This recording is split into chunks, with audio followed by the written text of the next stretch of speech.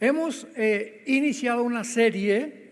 Esta es la tercera conferencia de la serie titulada El tiempo del fin. Ya hubo 2 conferencias que compartí en la iglesia de Toluca. Esta es la tercera conferencia, para que puedas tú comenzar a entender claramente en los tiempos en que vivimos, y más que nada es una ayuda teológica, escatológica, principalmente a todos los estudiantes serios, dedicados, perseverantes en la palabra de Dios. El libro de Daniel termina en el capítulo 12, y en el capítulo 12 rápidamente voy a hacer un resumen. Comienza diciendo el primer versículo, que es la clave: en aquel tiempo se levantará Miguel, el gran príncipe que está de parte de los hijos de tu pueblo, y será tiempo de angustia, cual nunca fue desde que hubo gente hasta entonces. Pero en aquel tiempo será libertado tu pueblo, todos los que se hayan inscritos en el libro. El capítulo 12, Daniel, después de compartir visiones en el capítulo 2, capítulo 7, capítulo 8, capítulo 10, capítulo 11 y culminando con el capítulo 12, él ha hablado durante todo el libro del tiempo final. Todas las profecías del libro de Daniel están apuntando hacia los últimos 7 años del final de las profecías de Israel, no de la iglesia. Porque hay un tiempo final para la iglesia y hay un tiempo final para Israel. Entonces, cuando la Biblia habla del último tiempo, los tiempos finales, los postreros días, tenemos que diferenciar y entender dentro del contexto a qué se está refiriendo el Espíritu Santo. Si es a los tiempos finales de la iglesia o es a los tiempos finales de Israel. Muy bien. El tiempo final para nosotros, la iglesia, termina con el arrebatamiento. En cuanto millones de personas desaparezcamos del mundo, en ese momento la iglesia desapareció y nos vamos al cielo. Mientras tanto pasan 7 años aquí en la tierra, que se llama la 70 semana de Daniel, o los últimos 7 años que Dios le dio a través del ángel a Daniel en el capítulo 9 del libro de Daniel.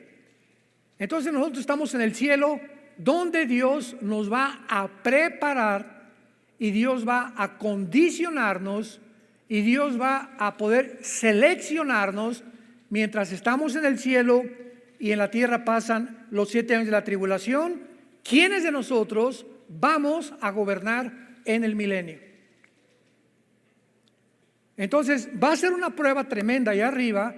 Dice 2 Corintios 5 el apóstol Pablo que vamos a ser responsables de todo lo que hicimos mientras estábamos en el cuerpo.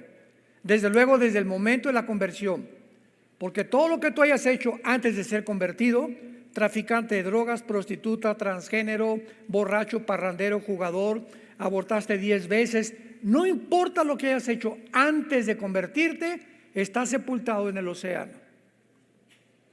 Ya no hay nada del pasado que Dios tenga contra ti ni contra mí. Es desde el momento de nuestra conversión que comienza a contar nuestras obras, las que hayan sido motivadas por el amor a la iglesia de Jesucristo, por el amor a la verdad, por el amor a la predicación de la palabra.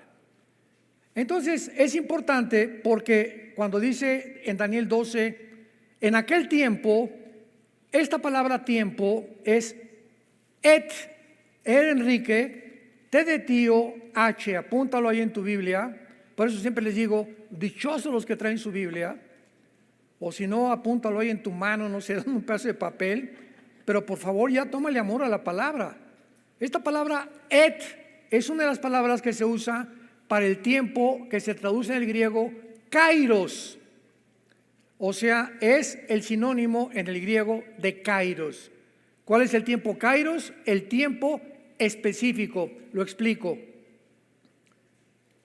Hay dos tiempos en la Biblia de Dios. El tiempo cronos, cronológico, de enero, febrero, marzo, abril, mayo.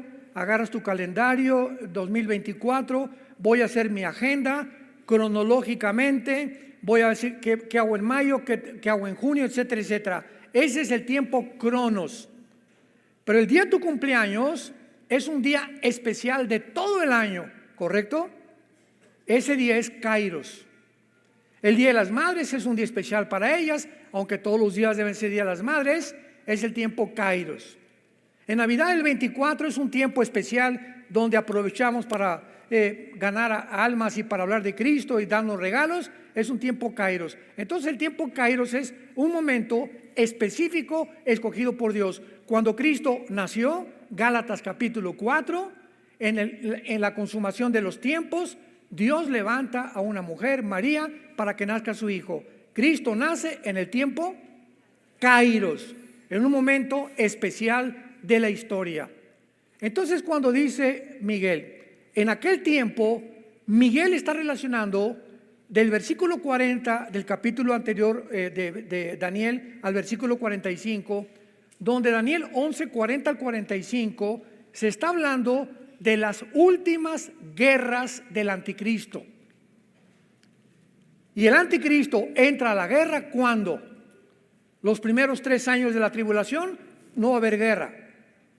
Va a ser un tiempo supuestamente de paz, va a firmar un tratado, les va a permitir a los judíos reconstruir el templo, pero exactamente cuando el anticristo entre al templo judío, al lugar santísimo, y ponga en el lugar santísimo para los judíos la abominación desoladora que Daniel menciona, que significa una imagen de él.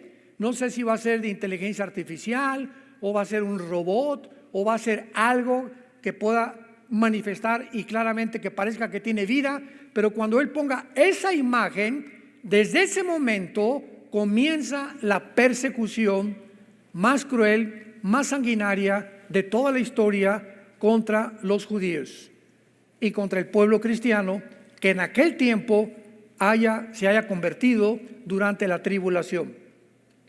Entonces, cuando dice Miguel, en aquel tiempo, está hablando exactamente de los últimos 3 años y medio de la tribulación. ¿Me van siguiendo?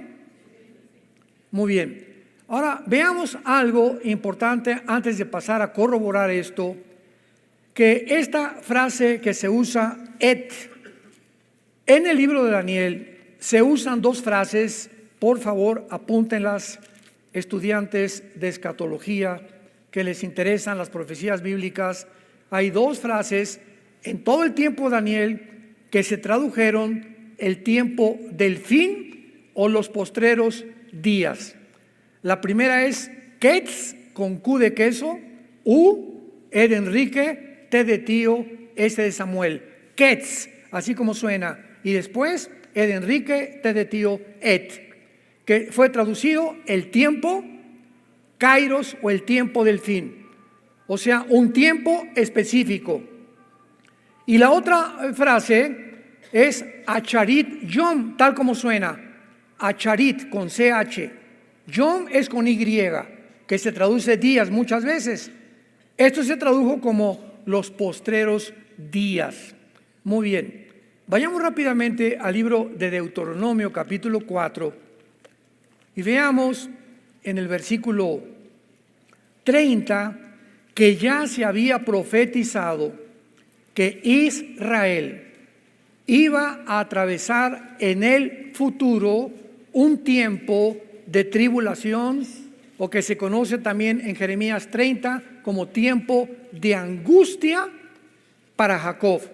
Dice Deuteronomio 4, versículo 30, cuando estuvieres en angustia, les dice Moisés, le está hablando al pueblo de Israel, y te alcanzaren todas estas cosas, observen, si en los Acharit Yom, si en los postreros días, O sea, si en el tiempo del fin para Israel, ¿cuándo es? En la gran tribulación. ¿Cuándo es los postreros días para Israel? En los 7 años finales de la tribulación, donde nosotros no vamos a estar. Si en ese tiempo de angustia, en los postreros días, te volvieres a Jehová tu Dios y oyeres su voz, porque Dios misericordioso es Jehová tu Dios, no te dejará, ni te destruirá, ni se olvidará del pacto que le juró a tus padres. Aquí hay una promesa para Israel, que hay muchos judíos durante los últimos días del mundo, de la gran tribulación, donde la iglesia ya no va a estar, y va a haber un avivamiento tremendo, y van a morir como mártires, de acuerdo a Apocalipsis 7, vio Juan a todos los mártires de la tribulación. Dios le dice a los judíos que todos los que se conviertan en la tribulación van a formar parte del reino milenial. Entonces no todos los judíos se van a salvar, como tampoco no todos los gentiles se van a salvar, solamente aquellos que hayan puesto su confianza en Jesucristo. Veamos esto en Isaías capítulo 26, que es otro pasaje que nos habla claramente acerca de esta promesa de Dios. Isaías 26, versículo 20 y 21. Anda, está hablándole a Israel. Anda, pueblo mío, entra en tus aposentos, cierra tras ti tus puertas, escóndete un poquito por un momento, en tanto que pasa la indignación. ¿Qué indignación está mencionando aquí Dios? Porque he aquí que Jehová sale de su lugar para castigar al morador de la tierra por su maldad. Escúchenlo, directores de las Naciones Unidas. Escúchenlo todos los políticos y todos los que en este tiempo ya están tomando partido, América o Chivas. Tú no te puedes poner la camiseta a la mitad, América y abajo Chivas. ¿Sabes una cosa? Tú tienes que decidir a qué equipo te colocas, o a qué equipo vas a seguir, o a qué amo vas a seguir.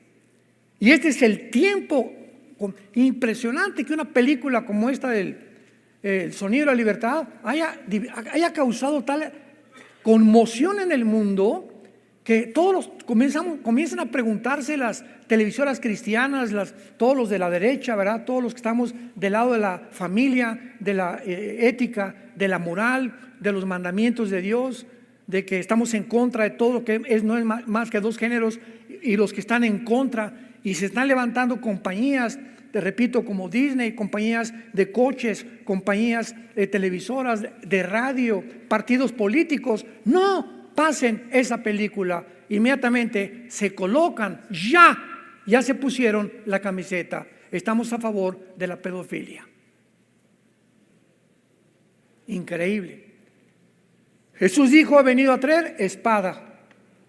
Y nunca como ahora la humanidad está siendo dividida, donde ya nosotros claramente estamos viendo quién es quién por la forma que apoya a ciertas tendencias en el mundo actualmente. Y eso es lo que va a determinar tu futuro eterno. Anda, pueblo mío, entra en tus aposentos, escóndete mientras que pasa la indignación, porque Dios va a castigar al morador de la tierra por su maldad contra él. La tierra descubrirá la sangre derramada sobre ella, más de 15 millones, 20 millones de abortos. ¿Escuchaste? Más de 15, 20 millones de abortos. Se legalizó el aborto en 1973 por el Tribunal Supremo de Estados Unidos. Es impresionante que haya habido más muertos que en una guerra mundial de niños. Y sigue siendo el objeto de Satanás ahora, echar a perder a una criatura, traumar a una criatura, violar a un niño de 8, 5, 6 años de edad, como en la película, eran niños menores de 8 años. Y los venden como si fueran prostitutas, como si fueran mercado, como si fuera a 5 el kilo de aguayón. Impresionante. Y ves cómo los llevan, los guardan y cómo los convencen y se los arrebatan en los mercados y los están en la frontera, se los llevan y nadie vuelve a preguntar por ellos y están en el mercado del tráfico de niños humanos, vendiéndolos a pedófilos, a psicópatas, sociópatas, que van a tener su castigo en el infierno algún día, porque tienen que pagar por eso algún día. Esas personas ya no son humanos. Escucha esto, ya no son animales. Aquí estamos el humano, aquí está el animal. Nunca un animal viola a un bebé. Un perro nacido, un león a un leoncito, jamás. Estas personas han descendido un nivel más bajo que los animales. Ya no son animales, son monstruos. Es la palabra y el término que los puede definir, monstruos. Porque se han deshumanizado completamente. Veamos ahora estos términos en el libro de Daniel, capítulo 2. Vamos a comenzar el capítulo 2 de una forma rápida, para que veamos que todos estos términos, Ketz, Et, Acharit, Yom, se usan en el libro de Daniel siempre apuntando hacia el futuro. Dice Daniel 2, versículo 28. Aquí está Daniel hablándole al rey Nabucodonosor. Y le dice, pero hay un Dios en los cielos, el cual revela los misterios. Y Él ha hecho saber al rey Nabucodonosor lo que ha de acontecer en Acharit Yom, en los postreros días. Y aquí tu sueño y las visiones que has tenido en tu cama. Aquí Daniel le interpreta al Nabucodonosor y le dice, ese sueño que viste, una estatua, la cabeza de oro, el pecho y los brazos de plata, el vientre de bronce y las piernas de hierro y los pies de la estatua, mezclados con barro y con hierro, representan a los 4 imperios nada más. Desde hace 2600 años que se escribió Daniel hasta la segunda venida de Cristo, solamente bíblicamente habrá 4 imperios que van a gobernar el mundo. Y desde ese entonces fue Babilonia, que es la cabeza de oro, los medos y los persas, que es lo que representa el metal que sigue, y después el bronce, el imperio griego, que derrotó a los persas Alejandro el Magno, y de acuerdo a la historia, el cuarto fue Roma. Y Roma se representa con las 2 piernas porque Roma se divide. En el año más o menos 475, Roma se divide en el occidente y en el oriente. Se queda en el occidente Roma como capital y en el oriente se queda Constantinopla, que es Estambul o Turquía moderna. Y durante más o menos 1500 años, este imperio romano de alguna forma prevaleció en el oriente.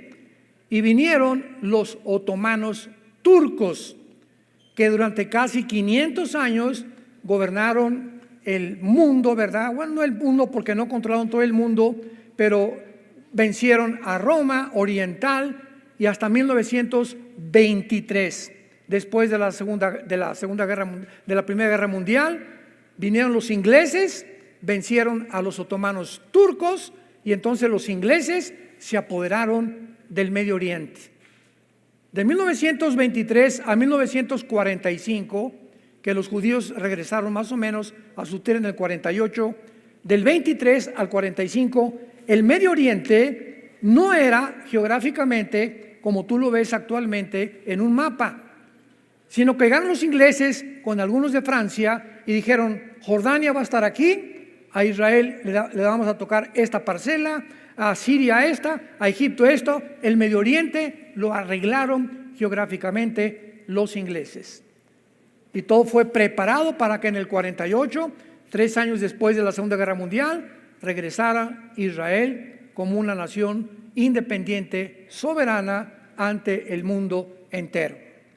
Entonces Daniel le está interpretando esto, no me quiero profundizar, porque ya es otro tema, pero veamos ahora enseguida el versículo 45 del mismo capítulo 2 de Daniel. Y ya al final de esta explicación, Daniel le explica y le dice al rey Nabucodonosor, Daniel 2:45, de la manera que viste que del monte fue cortada una piedra, no con mano, la cual desmenuzó el hierro, el bronce, el barro y la plata, que son los metales que formaban la estatua, y el oro, el gran Dios ha mostrado al rey lo que ha de acontecer a Charit Yom en lo porvenir. En otras palabras, cuando esta visión de la estatua la vio Daniel, de repente una piedra golpeó contra los dedos de la estatua en los pies. Y estos 10 dedos de la estatua que descienden de Roma, ¿quiénes son las dos piernas? El Imperio Romano. Pero el Imperio Romano tuvo el territorio de Europa, norte de África y el Medio Oriente, ¿recuerdan? El Imperio Romano tuvo Europa, no solamente Europa, el norte de África y el Medio Oriente. Entonces, si se dividió entre el occidente y el oriente, y hay 5 dedos acá y 5 dedos allá, el último gobierno mundial, escuchen esto con mucha atención, de acuerdo a las Sagradas Escrituras, se formará un G10. Cuando oigamos que se reúnen 5 naciones del Medio Oriente y 5 naciones de Europa para formar una confederación política de 10 naciones, no es hasta que esta confederación se forme que de una de ellas saldrá el cuerno pequeño, que en Daniel 7 se le llama el anticristo. Así que es inútil especular que el anticristo es fulano de tal, que es el papa, que es el príncipe de España, que es por acá, que es el rey de Inglaterra. Es inútil estar con estas hipótesis y especulaciones que no tienen ningún sentido. El mundo no va a conocer ni va a saber tampoco quién es el anticristo, y gracias a Dios, porque yo no lo estoy esperando a él, estoy esperando al Mesías. Y nadie aplaude. Estamos esperando a Jesucristo, gloria a Dios. Ven Jesús.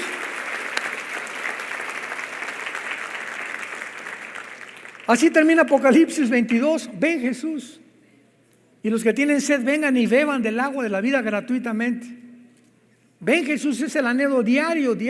Señor Jesús, yo anoche le decía a las 3, 4 de la mañana, Señor Jesús, te estamos esperando. Pero mientras vienes, úsanos para seguir ganando las almas. Tenemos que tener pasión por las almas perdidas, pasión por la verdad, porque esta es la hora de los valientes, esta es la hora de los Davides, esta es la hora de los guerreros y de las guerreras de Dios. Para esta hora naciste, quiero que sepas, porque es el tiempo más precioso de toda la historia cristiana, porque somos la última generación en ver las profecías bíblicas y esperando a Jesús en el aire. Veamos otro.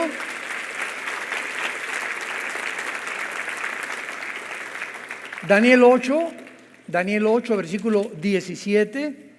Estamos viendo todos los versículos donde se encuentran esta terminología: el tiempo, el fin, los postreros días, corroborando que todos apuntan hacia el futuro. Daniel 8, versículo 17. Vino luego cerca de donde yo estaba, y con su venida me asombré. Aquí está Daniel relatando a Gabriel que se le aparece y baja del cielo para estar con él. Y me postré sobre mi rostro, dice Daniel, pero él me dijo: entiende, hijo de hombre, porque la visión es para el tiempo del fin. Y aquí se usa et kairos o et ketz, que es el tiempo, kairos en el griego, o sea, para el tiempo especial. Y ya sabemos cuál es, el de los últimos 3 años y medio de la tribulación. Así que toda esta visión que le da en el capítulo 8, que no nos da tiempo de recorrerla, yo lo hemos predicado en otras veces, es para el tiempo final. Veamos ahora el versículo 19 del capítulo 8 y le vuelve a decir, y dijo, yo te enseñaré lo que ha de venir al fin de la ira, porque esto es para el tiempo del fin. Otra vez, toda la visión del capítulo 8 es ¿para cuándo? Para el tiempo del fin. Vayamos al capítulo 10. Ya casi terminamos con estos términos. Versículo 14. Daniel 10, 14. He venido para hacerte saber lo que ha de venir a tu pueblo en Acharit Yom, en los postreros días, porque la visión es para esos días. Capítulo 11, versículo 36. El rey hará su voluntad y se ensoberbecerá y se engrandecerá sobre todo Dios. Contra el Dios de los cielos hablará maravillas y prosperará hasta que sea consumada la ira. ¿Cuál ira? La gran tribulación. Porque lo determinado se cumplirá.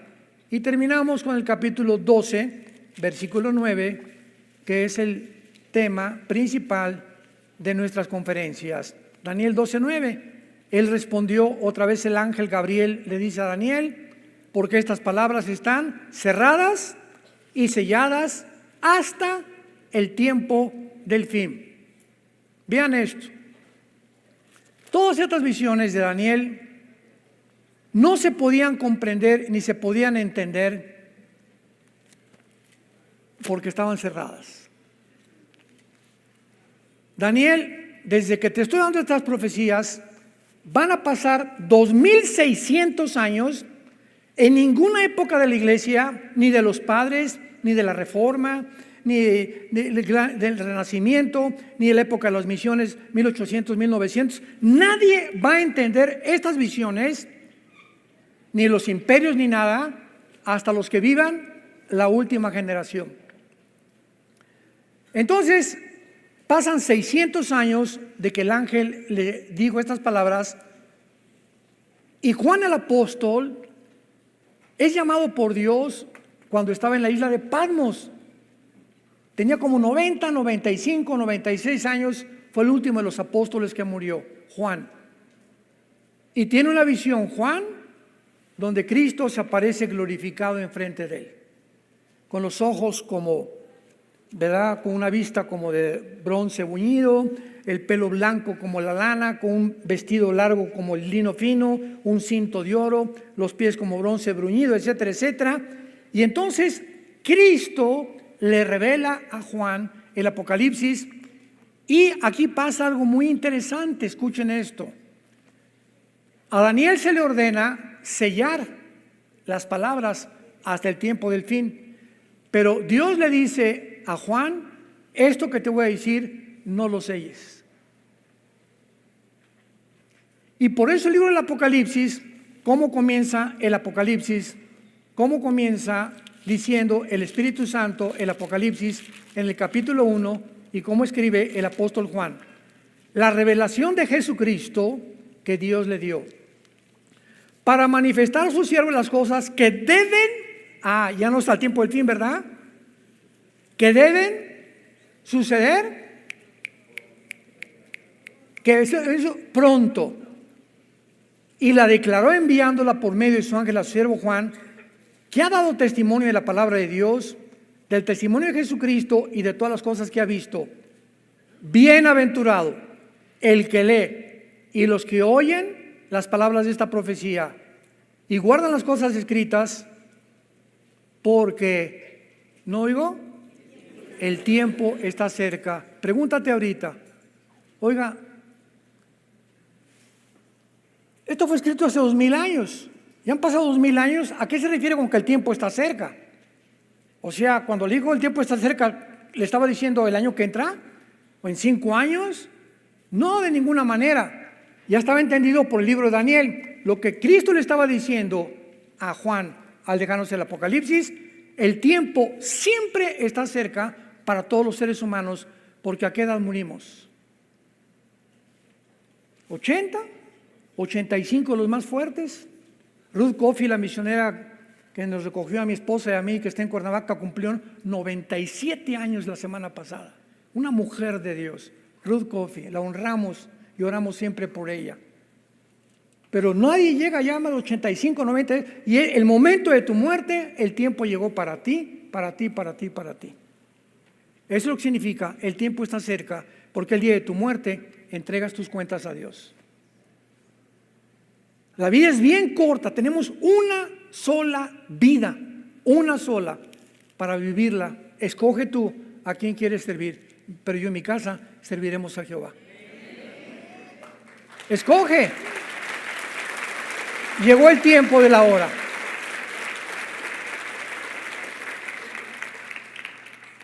Muy bien, ahora veamos, regresamos al libro de Daniel y veamos ahora todo lo relacionado con el tiempo de la gran tribulación, porque así termina el libro. En aquel tiempo está relacionándolo con los últimos 5 versículos del capítulo anterior.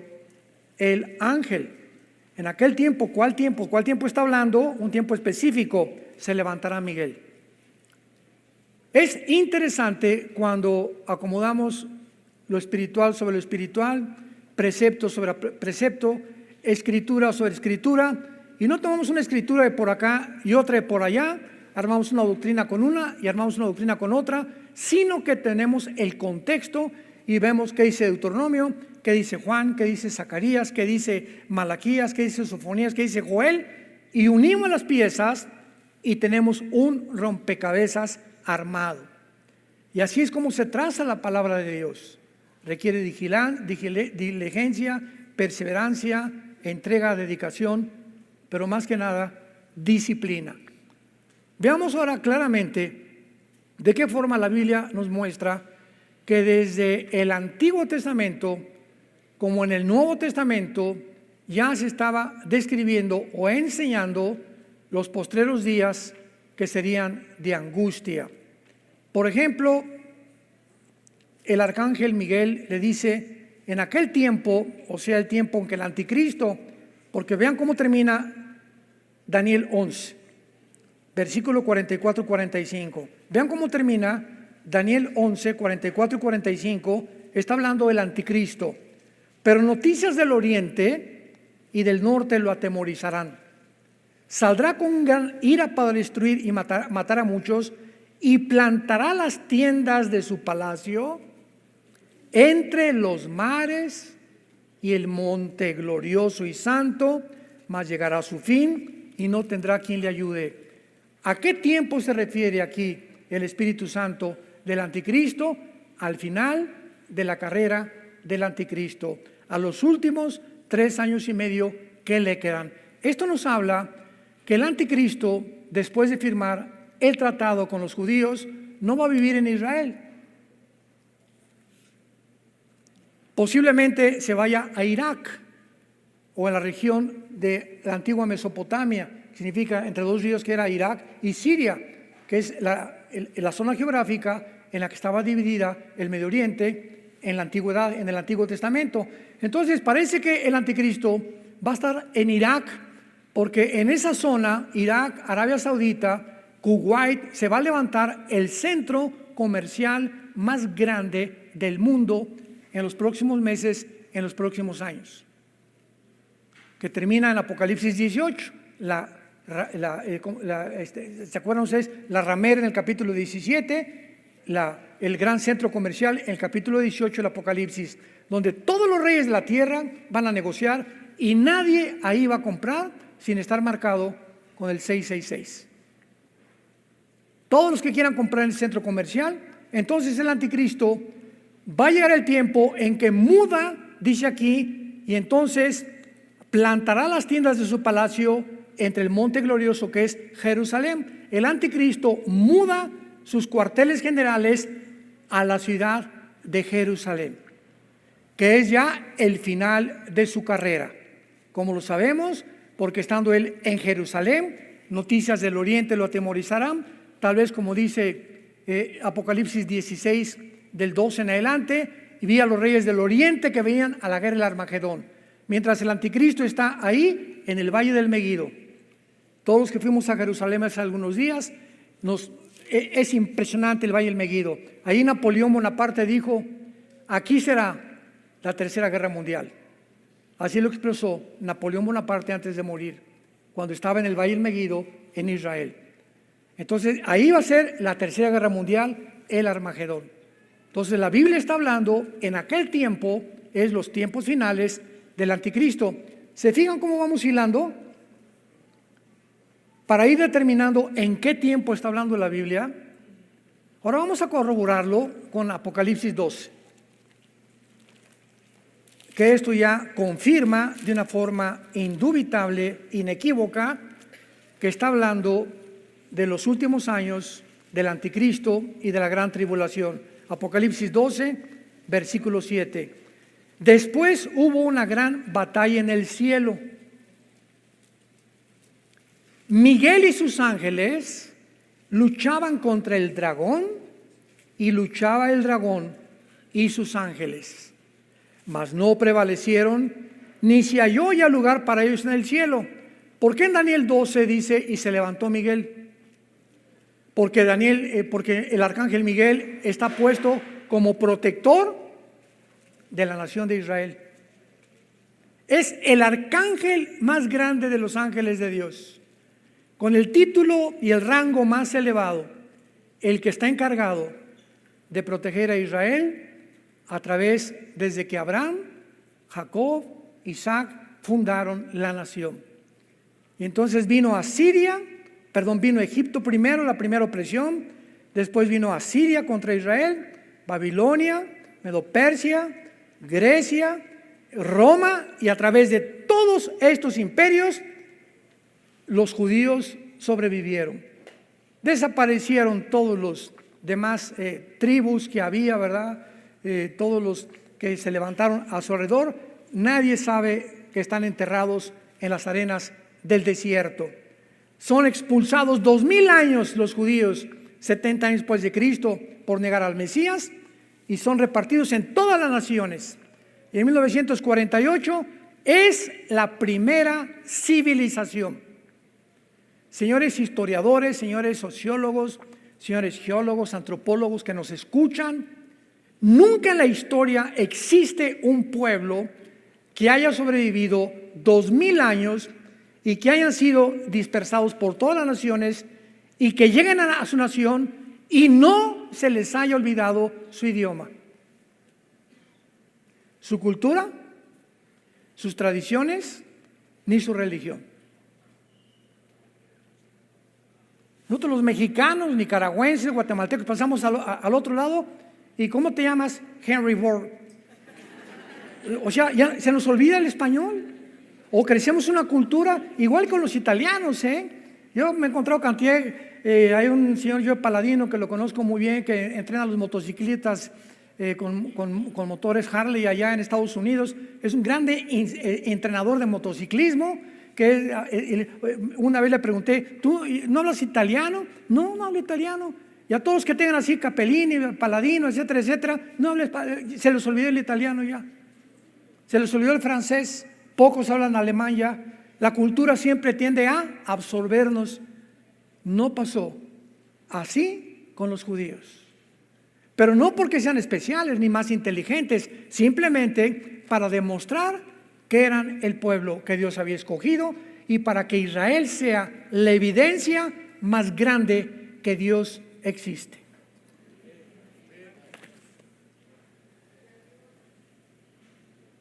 La nación de Israel es la evidencia más grande que Dios existe. Y no estoy diciendo Dios ama a los árabes igual que a los judíos.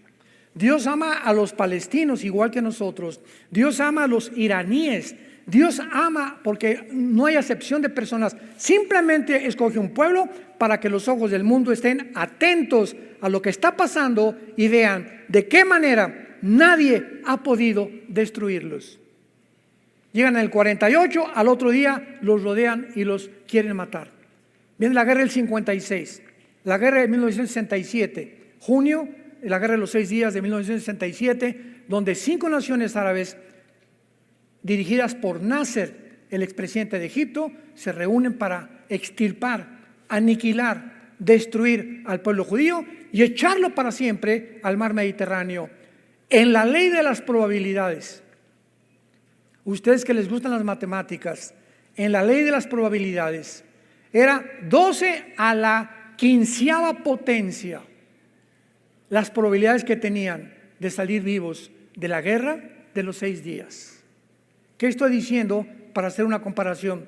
Ahorita somos aproximadamente como 2,000 personas aquí, que nos rodee un ejército de 50,000 soldados. Y aquí tenemos 50 rifles. No estamos rodeados 50,000 soldados, pues vamos a rendirnos. ¿Qué probabilidad tenemos de salir vivos? Ninguna. Ninguna. Eran las probabilidades que tenían los judíos de sobrevivir. ¿Qué pasó? Hay un Dios en los cielos que yo los he escogido para que el mundo sepan que yo enloquezco la sabiduría de los sabios. Y no es con ejército, ni con caballo, ni con fusil, es con mi espíritu, dice el Señor, para que la gloria sea a Él. ¿Se dan cuenta?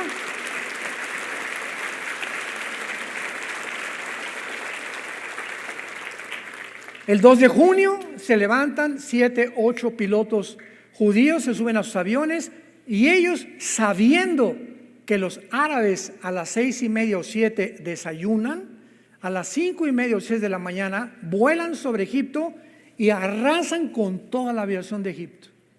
Ni un solo avión dejaron. Se fueron sobre Siria, se fueron sobre Egipto. En 3 días, las 5 naciones árabes no tenían un solo avión. Qué grande es, Señor.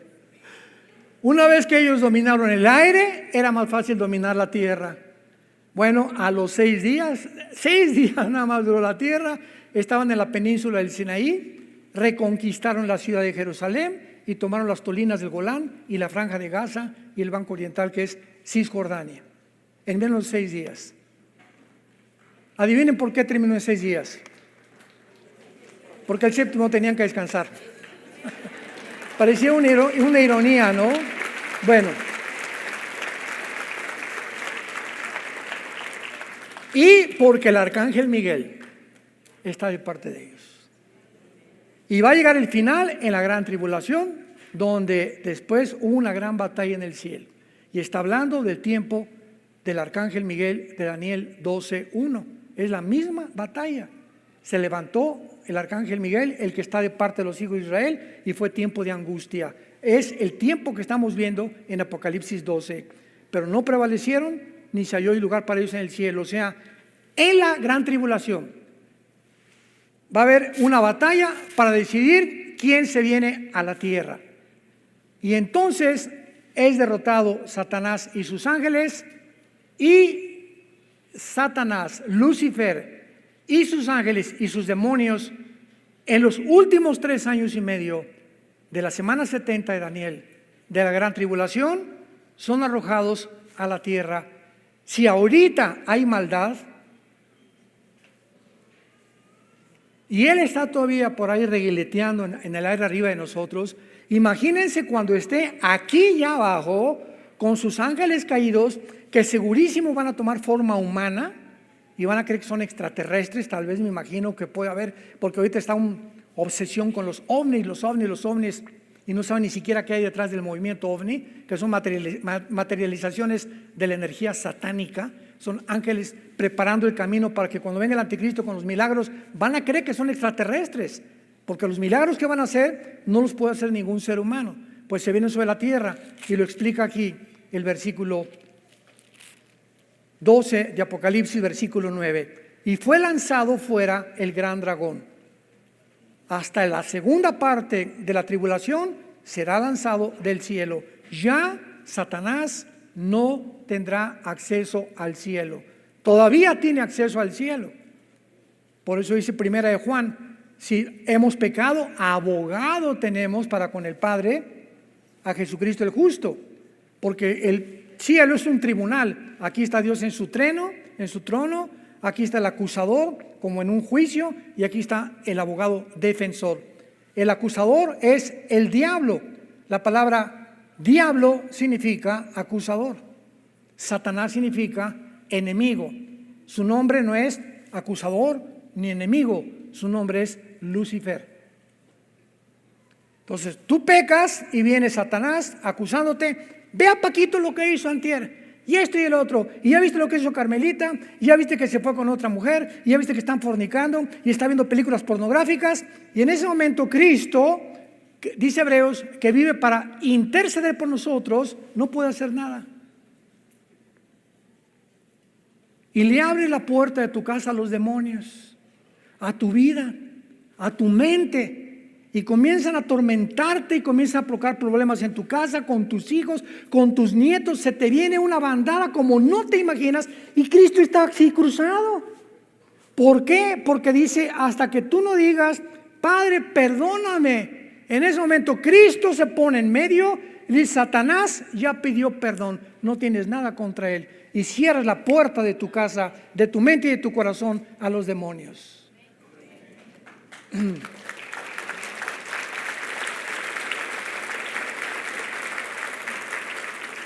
Hermanos, ¿han entendido ustedes la guerra espiritual ya?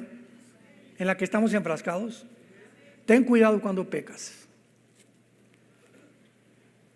El que esconde sus pecados no prosperará. Si tú escondes lo que tú has hecho y no lo has confesado ni te has arrepentido, no puedes prosperar y Dios no puede meter las manos de lo que te pase. Mas el que los confiesa y se aparta, alcanza misericordia. Dice primera Samuel capítulo 5, a muchos hombres esconden sus pecados y a otros se les descubren después, porque no pueden quedar ocultas las malas obras ante aquel ante cuyos ojos estamos abiertos y desnudos delante del Padre. A Dios nadie se puede burlar de él. Y si los confiesas, la sangre de Cristo nos limpia de todo pecado. ¿Por qué la corta vida? ¿Por qué, escúchame? ¿Por qué la corta vida que tenemos la vas a vivir miserable? Por estar escondiendo este pecado y creyendo que te va a ir mejor robando, defraudando, fornicando, viendo películas, etcétera, etcétera, engañando a tu prójimo. ¿Por qué crees que te va a ir bien? No te puede ir bien. Tus pecados te alcanzarán, dice el Señor, tarde o temprano cae el hacha del juicio sobre la raíz de los árboles. Juan el Bautista dijo, el hacha ya está puesta, todo árbol que no da fruto será cortado. Y si así tienes ya 3, 4, 6 meses, no es cierto que eres cristiano. No es cierto que eres cristiano. Te llamas, pero realmente en tu vida hay pecado no confesado. ¿Por qué? Porque el Espíritu Santo no está operando la convicción que Él trae a una vida que realmente es honesta delante de Dios. Señor, la regué la leche anoche, le grité a mi esposa, ya forniqué con mi novio, ya Señor perdóname, desde mañana si cerca Pepito le voy a tumbar los dientes y me comienza a acariciar, voy a abandonar a la mujer que ando con ella en el adulterio, voy a rezar con mi esposa y con mis hijos. Tenemos la oportunidad mientras vivimos del perdón de la sangre de Cristo. ¿Por qué habríamos de escoger vivir como miserables cuando la vida ya nos da demasiados problemas para vivir? Y finalmente, dice Apocalipsis 12, que entonces fueron arrojados a la tierra. Y oí una gran voz en el cielo, versículo 10, que decía, ahora ha venido, ahora estamos en la gran tribulación, la salvación y el poder y el reino de nuestro Dios.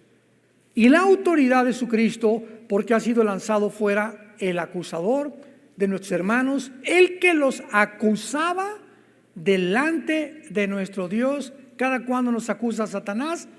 Día y noche, dice primera de Pedro, el león como león rugiente, el diablo como león rugiente anda buscando,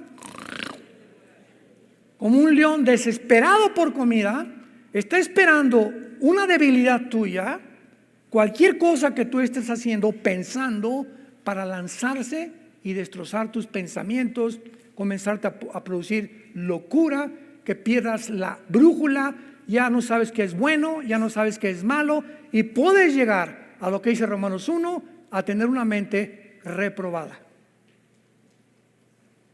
¿Qué significa una mente reprobada? Una mente que ya no discierne entre el bien y entre el mal. Y el mundo actualmente vive mentes reprobadas. Cuando comenzó el movimiento, tú no eres niño, eres niña, hay 3, 4, 5 géneros, inmediatamente discernimos los cristianos, todas esas personas ya tienen una mente reprobada, ya perdieron la brújula. Ya no saben qué es hombre, qué es mujer, ya no saben qué es bueno, qué es malo. A lo malo le llaman bueno, a lo bueno le llaman malo. Y comienza como un tsunami el diablo a propagar estas filosofías y estas ideologías para que la demás gente lo acepte como normal. Y cuando ya el público lo acepta como normal, es cuando dices, es una generación perversa y maligna. Para terminar, hace algunas semanas les conté, hace un tiempo, me mandaron un video como de 50 adultos completamente encuerados. Ya ni tanga traían, en bicicleta. Lo pueden, anda por ahí circulando. Desfilando en una calle de Estados Unidos. Y cantidad de gente con sus niños de 4 o 5 años de edad. Y pasaban en la bicicleta así, encuerados. Viejos raboverdes, monstruos. Porque es lo que eran. Y se bajaban y le agarraban al niño y le daban la mano. Y la mamá, ¡ah!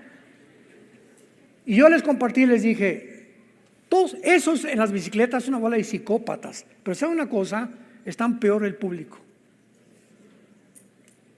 Yo le dije a mi esposa, ¿te imaginas a nuestra nietecita llevarla a un lugar así que vea hombres encuerados y mujeres encuerados? El trauma que les causan ya para que comiencen a acostumbrarse al sexo a los 3, 4 años de edad. ¿Qué les pasa a sus padres? ¿Cómo pueden ir a un desfile de los gays, del orgullo, con su familia? ¿Qué vas a ver? Por el amor de Dios, están peor que los mismos que desfilan haciendo eso. Increíble, pero cierto.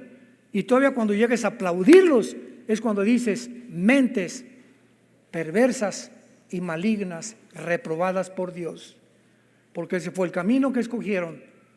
Pero yo y mi casa serviremos a Jehová. Te damos gracias, Padre, por tu palabra en esta tarde.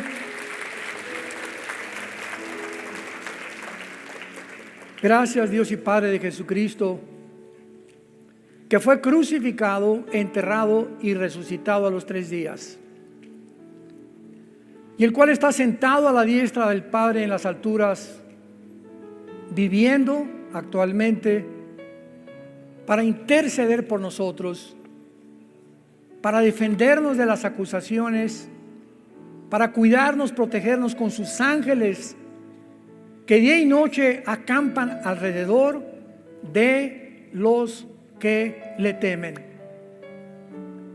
Riquezas, honra y vida son la remuneración de la humildad y el temor de Jehová. Gracias, Señor, por tan grande salvación. Es la hora de levantarnos, de despertar ante el mundo que nos rodea, que se está pudriendo a nuestro alrededor. Ya huele a basura donde quiera que volteamos.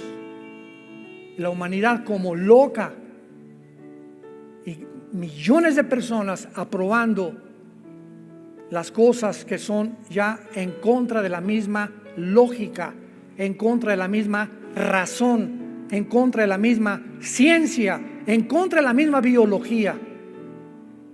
El mundo enloquecido. Es un mundo desarticulado. Es un mundo rebelde, por lo cual tú tienes que juzgarlo en los 7 años de la tribulación. En esta tarde Dios te da la oportunidad que vengas a la cruz. Ustedes que nos ven por la televisión, te da el Dios la oportunidad de arrepentirte de tus pecados y que le digas estas palabras con todo tu corazón. Señor, perdona mi vida, perdona mis pecados. Creo que en la cruz tu Hijo pagó por ellos con su sangre, que a los 3 días resucitó de los muertos, por lo cual te pido, porque creo que vives, Señor Jesús, que entres a mi vida en este instante como mi Señor y Salvador. Te recibo dándote gracias por tan grande salvación, porque cuando muera moriré en paz, sabiendo que he sido perdonado, no por nada que haya merecido, sino por lo que tú hiciste en esa cruz, en mi lugar. En el nombre de Jesús. Amén.